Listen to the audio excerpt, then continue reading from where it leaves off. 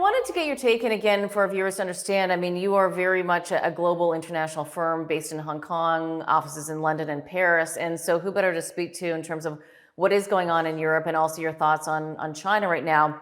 Let's just start with the EU energy crisis. We read in the paper here, or I get to read in your research, the potential of energy rationing in Europe, and all the complications that come from that. Well, how do you see this playing out? We can't even quite imagine that here at home, and I think we need to be able to imagine it. Well, look, I think that's been one of the factors driving the sort of parabolic rise in the US dollar, right?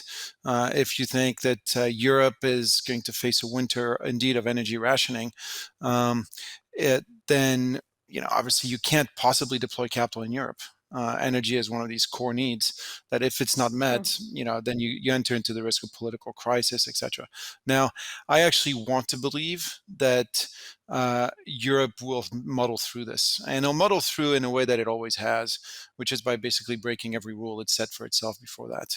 And Europe has a track record on this. It sets these rules, and then when the rules become inconvenient, you sort of let them go by the wayside. So what's going to happen in Europe in this coming winter is Europe's going to import a lot of coal, which is the least ecologically friendly thing you can do, because it's going to import the coal from South Africa, from Australia, and it's going to burn the coal. So Mm. Europe will go through this winter. I don't think grandma will freeze alone in her apartment. We're not going to let that happen. But Hmm. it's going to come at the cost of just breaking every environmental rule that we set for ourselves, and in essence giving up the moral high ground that we were trying to impose on emerging markets. Because as Europe does this, China, India, South Africa are going to do exactly the same. They're going to say, well, if you're burning coal, why should I prevent myself from burning coal? So Hmm. we're entering a new, where, Europe's energy crisis means we're entering a new coal age. Hard to believe because it's so Uh, far from where we were moving towards. The fact that coal is their easiest access for an energy source, the most unenvironmentally friendly. yeah, it's also the cheapest, right? Everybody's got Yeah. coal. It's very easy to turn on and off coal-based plants.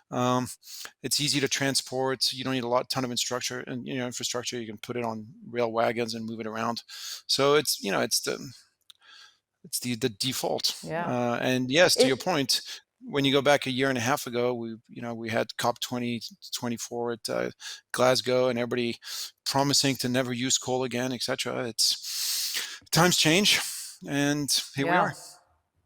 And do you think then that there's an opportunity in coal? I mean, are people investing in this? I mean, I think it'd probably be hard for pension funds to do this because they didn't even want to invest in oil or nat gas. Oh, there's a massive opportunity. Like, most of the coal mine names are trading at 1 times EBITDA, 2 times EBITDA.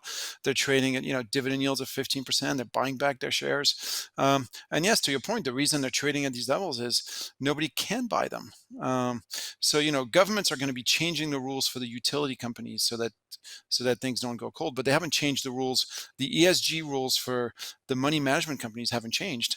So the Hmm. opportunity set for the retail investor, the guy on the streets who can both stomach the volatility of these things and says, okay, you know what, for the next 3 years these things are going to be massive money makers. Yeah, the opportunity is enormous. And do you think from looking at those opportunities, do you want to own a coal company in Africa or Europe? Where do you think the best Everywhere. region is for Doesn't this? matter. Well, Everywhere. I would Okay. say that the big difference, I think the big risk on any energy company, whether coal, gas, oil, is going to be the windfall taxes, right? Um, because these companies are going to be generating outsized profits. So you want to own them in jurisdictions where the government, Mm. you look at the profits these guys are going to make, and you think, oh, this is great. I want to have these profits. And you want to avoid being in a jurisdiction where the government comes in and says, actually, these profits you thought were yours, they're not yours, they're mine. I'm going to take them away. Well, cause Um, yeah, because isn't that what they're trying to and do in Europe? Yeah. So that's the risk in Europe. That's the risk of, and there's not a ton of coal companies listed in Europe. There's a couple in Poland, and that's roughly it. Um, so I think you want to own them in the U.S. In Australia also has a history of windfall taxes, right? So I'd Mm, be wary of owning it there. But in the U.S., in Canada, I think the political reality of both of these countries, past the midterm elections, assuming you have a Republican Congress, you're not going to get windfall taxes. In Canada, it's hmm. unlikely that Trudeau can push one through given how unpopular he's become. So I think there Okay. you're pretty safe.